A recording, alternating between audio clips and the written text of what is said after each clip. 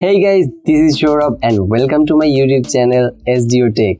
তো ভাই লোক আজকে আমাদের ভিডিওর টপিকটা কি যেন ছিল? Wait just a minute. ও হ্যাঁ, মনে পড়েছে। তো আমরা কেন ওয়াইফাই কানেকশন নেওয়ার পর আমাদের আইএসপি প্রোভাইডার বা ওয়াইফাই প্রোভাইড যে করে আর কি তার সঙ্গে মারামারি শুরু করি, মানে ঝগড়া শুরু করি আর কি। তো আজকের ভিডিওতে আমি এই ব্যাপারে কথা বলতে যাচ্ছি যে কেন আমরা এই আইএসপি প্রোভাইডার বা ওয়াইফাই যারা আর কি লাগিয়ে দিয়ে যায়, যারা প্রোভাইড করে আপনাকে ওয়াইফাই কানেকশন, তো তাদের সঙ্গে কেন আমরা ঝগড়া করি। তো বেশি দেরি না করে ভিডিওটি শুরু করা যাক। সো গাইজ, আমরা যখন বাড়িতে ইন্টারনেট কানেকশন নেই অর্থাৎ ওয়াইফাই কানেকশন নেই তখন কিন্তু আমরা আইএসপি প্রোভাইডারের কাছ থেকে কিন্তু শুনি আর কি যে সেটার স্পিডটা কত, হয়তো বা সেটা 5 Mbps বা 10 Mbps বা এর চেয়েও বেশি হতে পারে। সমস্যাটা ঠিক এই জায়গাতে হয় না, সমস্যাটা হয় আমরা যখন কোনো কিছু ডাউনলোড করতে যাই বা আপলোড করতে যাই।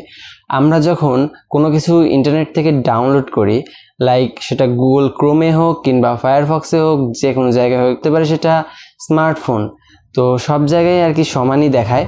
তো সেখানে আমাদের যে ডাউনলোড স্পিড সেটা দেখায় খুবই কম। কেন হয় এটা? সাপোজ আমরা কানেকশন নিয়েছি 5 Mbps এর, একটা 5 Mbps এর ওয়াইফাই কানেকশন আমরা নিয়েছি, কিন্তু এখন ডাউনলোড করতে গিয়ে দেখছি যে আমাদের যে ওয়াইফাই স্পিড সেটা ডাউনলোড স্পিড হয়ে গেছে 625। কেন হয় এরকম? সো আমরা যখন কোনো কিছু ডাউনলোড করি তখন আমাদের যে ডাউনলোড স্পিড সেটা দেখা হচ্ছে মেগাবাইট পার সেকেন্ডে। ওকে, সো এমবিপিএস হচ্ছে দু ধরনের, একটা হচ্ছে বড় হাতের বি এবং একটা হচ্ছে ছোট হাতের বি। তো যেটা হচ্ছে ছোট হাতের বি এমবি, তো যেটা ছোট হাতের বি সেটা আসলে মেগাবিট এবং যেটা বড় হাতের বি সেটা হচ্ছে মেগাবাইট।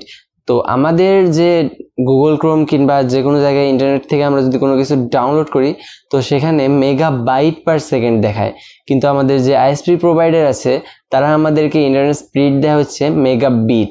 তো আমরা কিন্তু ইন্টারনেট 5 Mbps নিচ্ছি, বাট সেটাকে যদি 8 ভাগ করি তাহলে হচ্ছে আমাদের ইন্টারনেট যে স্পিড সেটা 625-এ নেমে আসে। আশা করি বুঝতে পেরেছেন। এই যে 8টা আসলো, এটা কোত্থেকে আসলো? অনেকের মাথায় আবার এই প্রশ্নটা আসতে পারে।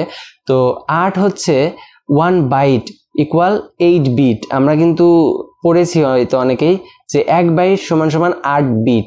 তো সেই ক্ষেত্রে আপনি যদি 1 মেগাবাইটকে 8 দিয়ে গুণ করেন তাহলে কিন্তু 8 মেগাবিট হয়, তাহলে কিন্তু 8 Mbps অর্থাৎ 8 মেগাবিট পার সেকেন্ড, ছোট হাতের বি।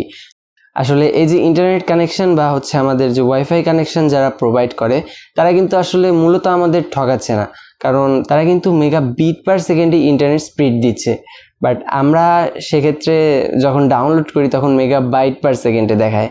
তো এই জন্যই আর কি আমরা ডাউনলোড স্পিডটা কম পেয়ে থাকি।